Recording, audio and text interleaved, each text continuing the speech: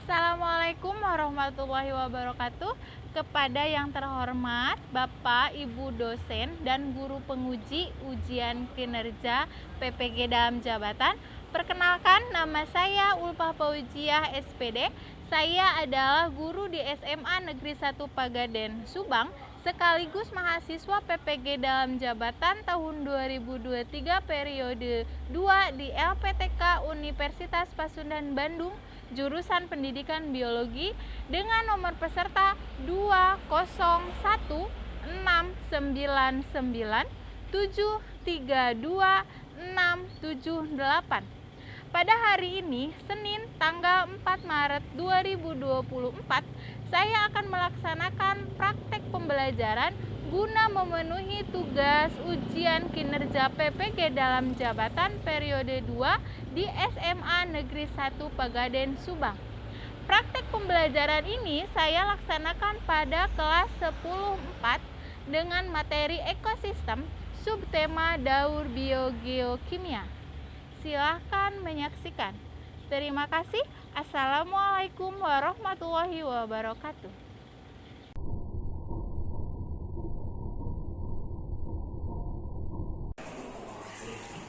Assalamualaikum.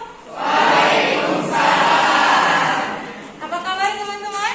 Baik. Oke, sudah sarapan hari ini? Sudah. Alhamdulillah. Kita ketemu lagi dalam keadaan sehat walafiat dalam kelas biologi ya. Sebelum kita memulai pembelajaran hari ini, alangkah lebih baiknya kita berdoa terlebih dahulu. Silakan, siapa yang mau memimpin doa? Sebelum memulai pembelajaran pada hari ini, alangkah baiknya kita berdoa terlebih dahulu. Berdoa menurut kepercayaan masing-masing orang di dalam hati.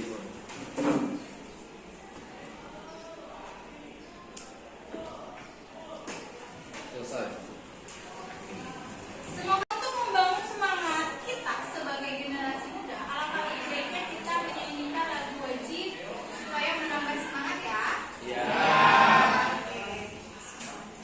Silakan kalian berdiri tegak. Tidak usah hormat, tapi posisinya apa ya? Berdiri dengan tegak tegak.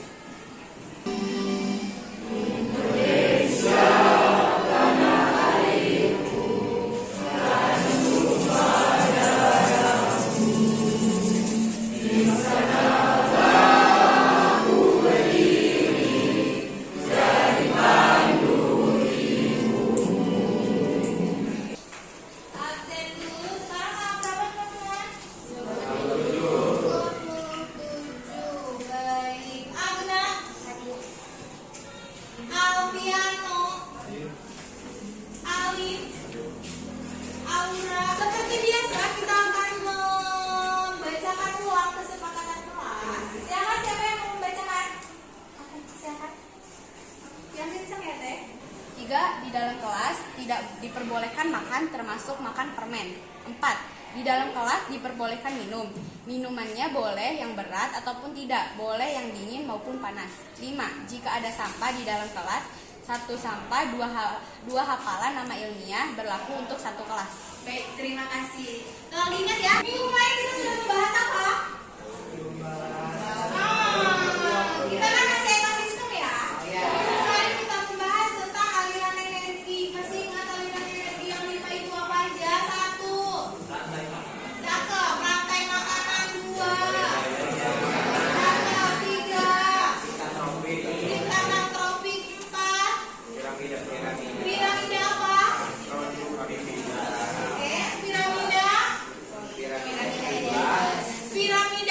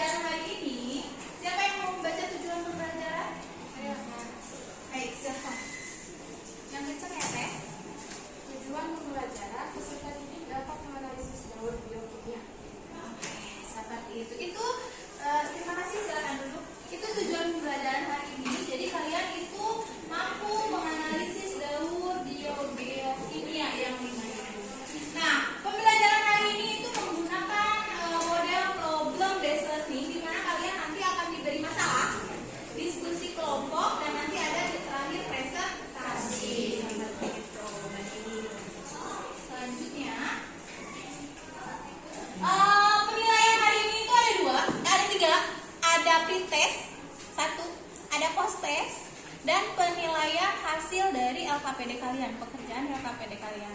Itu untuk pengetahuan. Untuk keterampilannya nanti akan dinilai posternya seperti apa. Ya, seperti itu. Baik. Nah, sebelum itu kita akan pretest terlebih dahulu. Pretestnya itu menggunakan aplikasi Google Form.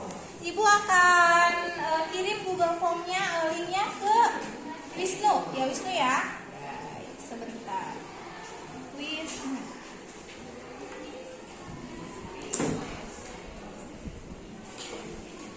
Silakan dibuka handphonenya. Silakan dimulai.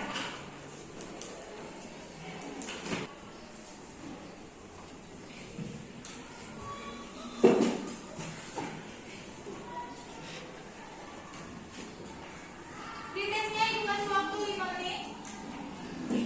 Silakan dimulai.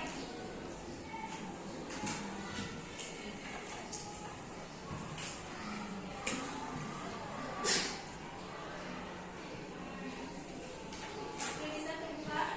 Baik. Kenapa terjadi hujan? Kira-kira apa hubungannya hujan dengan daun biofilmnya? Ada yang mau menjawab? Ada yang mau menjawab hujan? Tahu proses hujan seperti apa? Oke, nanti kita bahas. Baik, kenapa air hujan bisa menyebabkan besi berkarat? Kenapa? So, gimana? Ulangi. Karena mengandung asap Apanya yang mengandung asap? air hujan. Air hujannya. Baik, cakep itu dia. Untuk memulai pembelajaran hari ini, tadi kan ibu udah bilang ibu berkelompok ya. Silakan kalian duduk berkelompok sesuai kelompok yang sudah ada. Silakan. Mulai ya, ibu kasih waktu 3 menit untuk siap-siap berkelompok.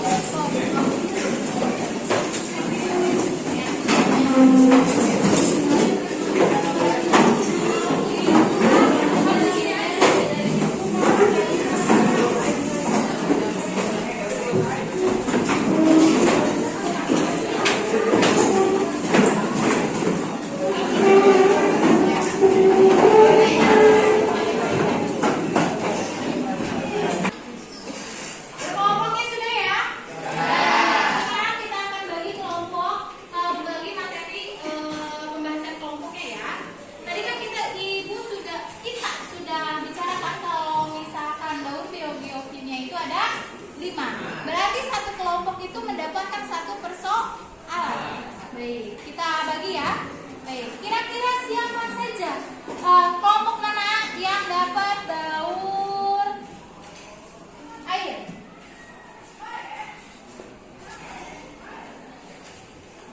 Yang dapat daur air adalah kelompok 3.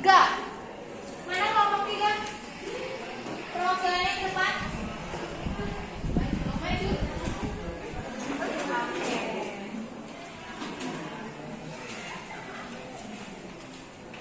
Baik. Sini bagiannya teh. Baik, terima kasih. Lanjut untuk daur nitrogen.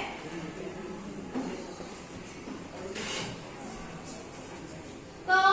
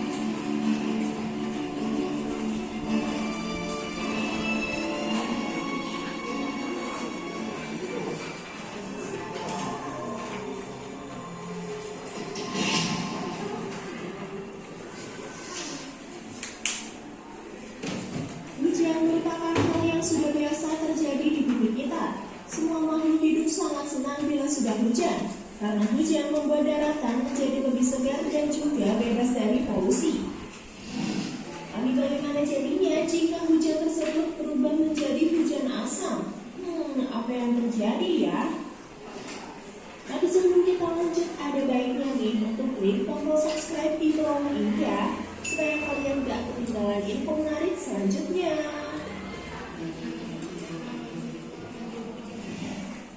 Sebenarnya apa sih hujan asam itu? Hujan asam tidak seperti hujan biasa. Hujan ini cenderung memiliki kandungan asam nitrat dan sulfur dengan tingkat yang cukup tinggi. Hal ini akan membuat air hujan memiliki tingkat pH 4. Nah, keadaan ini disebabkan oleh karena polusi udara karena asap pabrik, bekas pembakaran, dan lain sebagainya. Asap-asap yang dapat mencapai atmosfer akan tercampur dengan air dan oksigen, sehingga menyebabkan... Nah, sekarang silakan kalian buat posternya sesuai dengan materi yang sudah kalian dapatkan. Apakah membuat posternya cukup waktu untuk 20 menit? Cukup? Cukup ya, 20 menit untuk membuat poster dan mengisi LKPD-nya. Jika ada yang kurang dipahami, tolong ditanyakan langsung di ibu. Oke? Bisa dipahami? Silakan dimulai.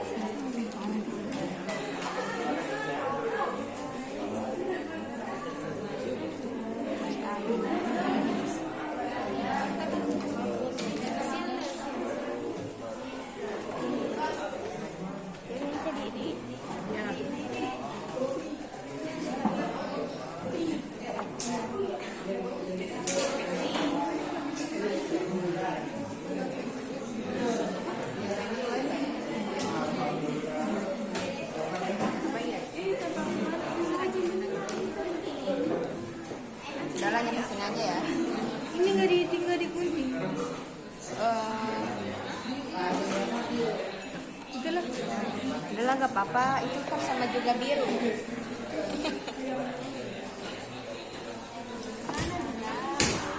Oh ini.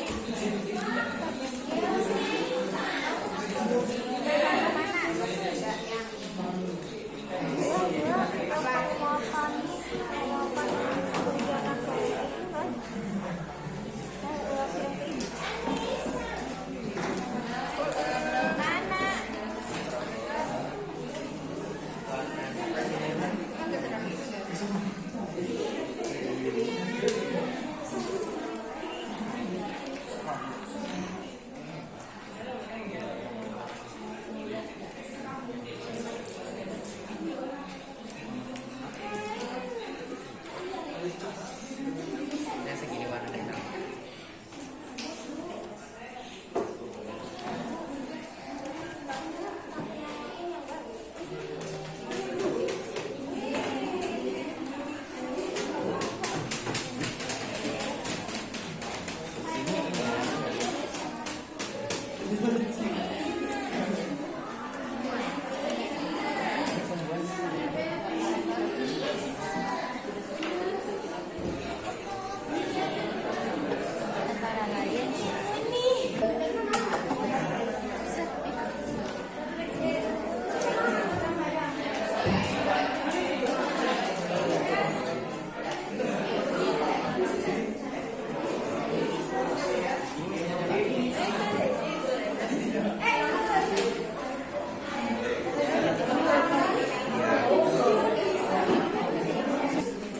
Teman-teman, ada peribahasa bilang bahwa Anda tidak memiliki kesempatan kedua.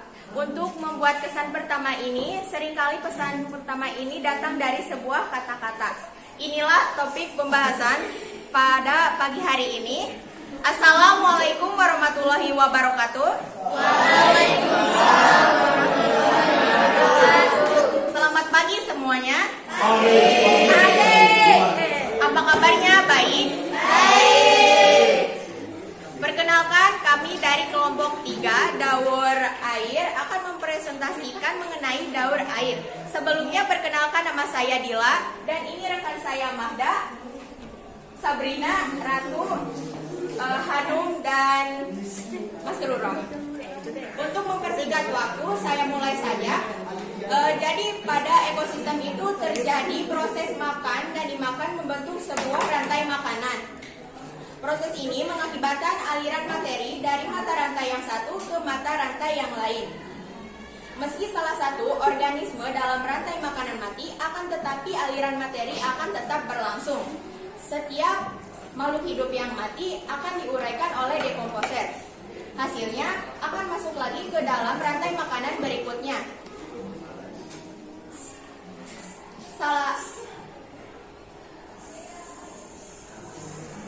Hal ini terjadi secara terus-menerus sehingga membentuk aliran energi dan daur materi.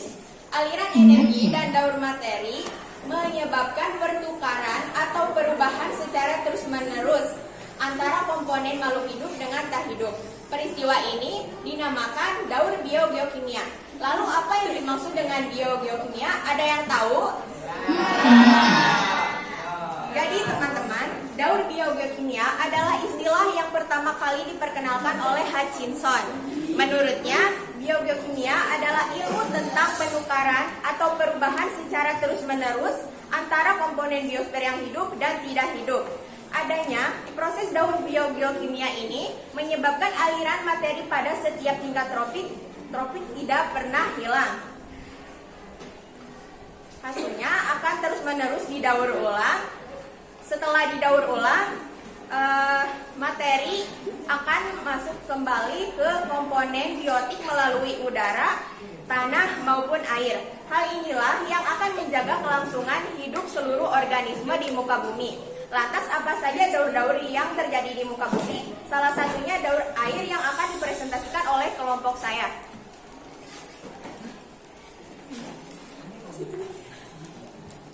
Bumi dikenal juga sebagai planet air. Air di permukaan bumi memiliki siklus sehingga air akan selalu ada. Sebagian besar Uap air di atmosfer berasal dari laut karena laut mencapai 3/4 luas permukaan bumi. Air di atmosfer berbentuk uap air. Hal itu bisa terjadi karena uap air sebenarnya berasal dari air yang ada di daratan dan laut. Penguapan terjadi karena panas cahaya matahari yang diterima oleh permukaan bumi. Uap air akan naik ke atmosfer. Selanjutnya, uap air akan terkondensasi menjadi awan. Air akan diturunkan kembali ke permukaan bumi dalam bentuk hujan.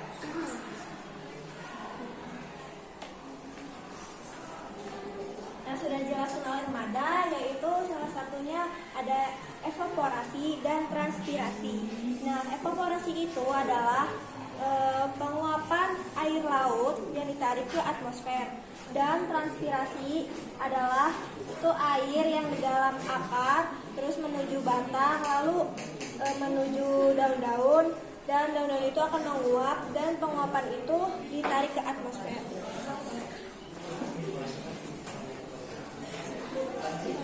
Kondensasi adalah uap air dari permukaan bumi akan menaik ke udara dan membentuk awan. Kumpulan uap air tersebut akan mengalami pembentukan bentuk titik-titik air. Proses tersebut disebut kondensasi.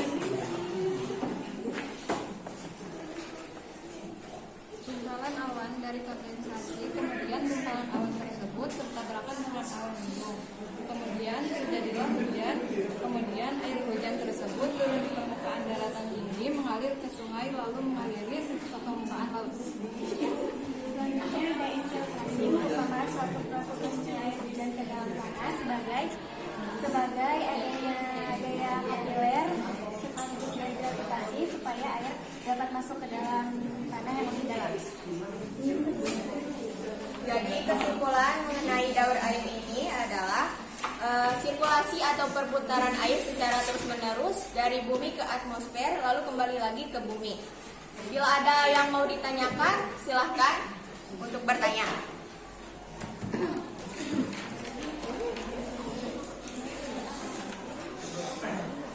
Izin memperkenalkan, saya Lulus Ramadan mau bertanya, di daur air selain hujan ada peristiwa lain nggak?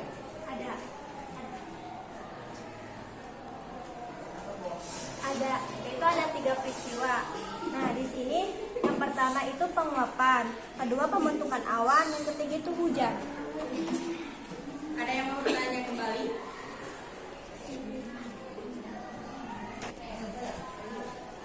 Ingin bertanya, apa yang akan terjadi jika proses hujan terus-menerus?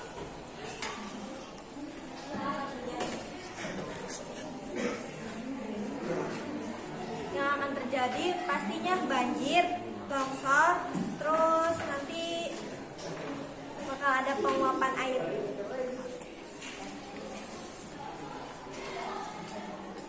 Baik teman-teman, jika tidak ada yang mau ditanyakan lagi, sebelum saya mengakhiri ada satu pantun. Publik figur mainkan adegan untuk membuat film ironi. Sebelum semua kami usaikan, jawablah salam menutup ini. Wassalamualaikum warahmatullahi wabarakatuh.